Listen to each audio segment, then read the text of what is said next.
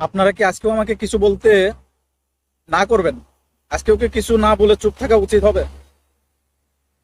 কারণ আমাদের প্লেয়াররা যে সুন্দর খেলা উপহার দিচ্ছে, এতে কিছু না বলে চুপ থাকলে একজন ক্রিকেট ভক্ত হিসেবে তাহলে অপমান, মানে নিজের কাছে নিজে অপমানিত হচ্ছে। যদি আমি কিছু না বলে এখন চুপ মেরে খেতার নিচে শুয়ে থাকি, কম্বলের নিচে শুয়ে থাকি, তাহলে একজন বাংলাদেশের ক্রিকেট ফ্যান হিসেবে নিজেকে আর মানে কারোর সামনে বলতে পারতেছি না যে আমি ক্রিকেটকে ভালোবাসি, বাংলাদেশ ক্রিকেটকে ভালোবাসি। কারণ বাংলাদেশ ক্রিকেটটাই যে এত পিছিয়ে গেছে, বাংলাদেশের ক্রিকেটের সঙ্গে যারা জড়িত, যারা এটাকে পরিচালনা করতেছে, তাদের চিন্তা ভাবনা ধ্যান ধারণা যে এতটা মানে পিছিয়ে আছে, সেটা গত রাতে যে খেলাটা হয়েছে সেটা না দেখলে আসলে বিশ্বাস করা যেত না। কারণ অনেকদিন ধরে এরকম হচ্ছে, হয়তো সবাই বলতেছে যে তারা এক্সপিরিয়েন্স করতেছে, এটা করতেছে সেটা করতেছে, নতুন প্লেয়ার দিয়ে খেলাচ্ছে, কিন্তু গতকাল রাতে যারা খেলেছে তারা তো বাংলাদেশের বেস্ট 11-এ ছিল। তাদের 11 জনে কিন্তু বাংলাদেশের বিশ্বকাপ দলে খেলবে। হয়তো ইনজুরির কারণে কেউ ঢুকবে, কেউ বের হবে, এরকম। কিন্তু এরা যে মূল প্লেয়ার, এটাই কিন্তু বাংলাদেশের মানে স্কোয়াডের মূল প্লেয়ার। এর বাইরে কিন্তু আর বাংলাদেশের কোনো শক্তিশালী প্লেয়ার নাই। তাহলে কি এদের বিরুদ্ধে কিছু না বলে এখনো থাকা উচিত হবে? আমার তো মনে হচ্ছে ক্রিকেট খেলা দেখাই ছেড়ে দিতে হবে, মানে অন্য দেশের এখন ভক্ত হয়ে যাওয়া উচিত। কারণ একজন বাঙালি হিসেবে আমি বাংলাদেশ ক্রিকেটকে ভালোবাসি, সেটা এখন ভুলে যাওয়া উচিত। কারণ আমার বাংলাদেশের সোনার ছেলেরা যে খেলা উপহার দিচ্ছে, আসলে কিছু বলার নাই।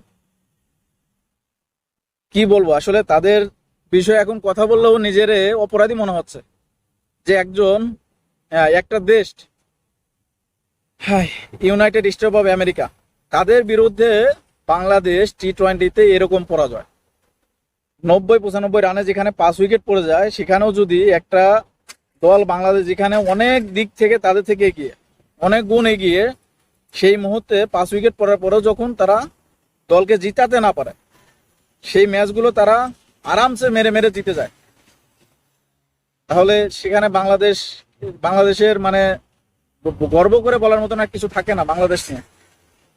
আর আমাদের ক্যাপ্টেন ও শান্ত ভাই, তার বিরুদ্ধে আর কি বলবেন? তার বিরুদ্ধে তার কিছু বলার নাই।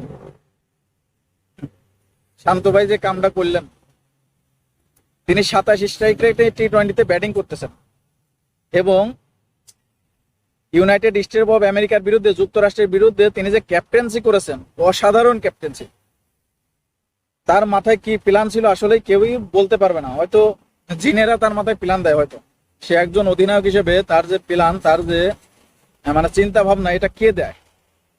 কারণ অনেকদিন ধরেই আমরা যারা বাম হাতে ব্যাট করেন তাদের বিরুদ্ধে কিন্তু ডান হাতি বলার এরকম কিন্তু করে আসতেছে, বা এরকম চিন্তা ভাবনা মানুষের থাকে, বা সব প্ল্যানই কিন্তু এরকম থাকে।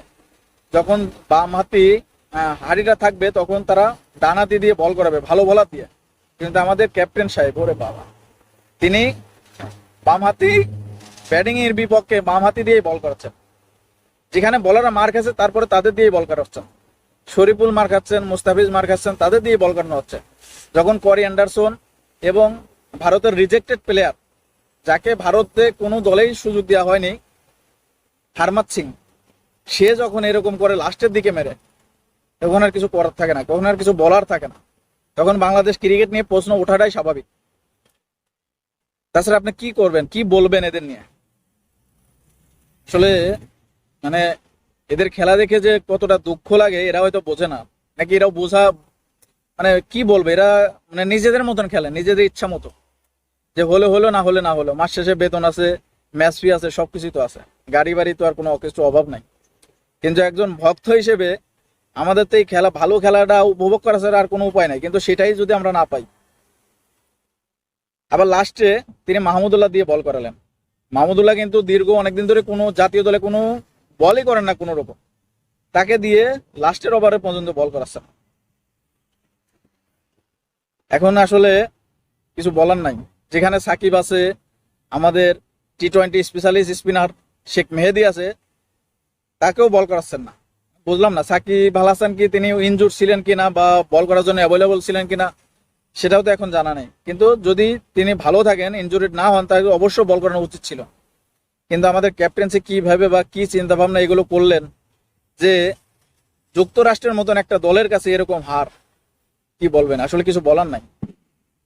তা দর্শক, এই দুঃখ ভারাক্রান্ত মন নিয়ে এখন বিদায় নিচ্ছি।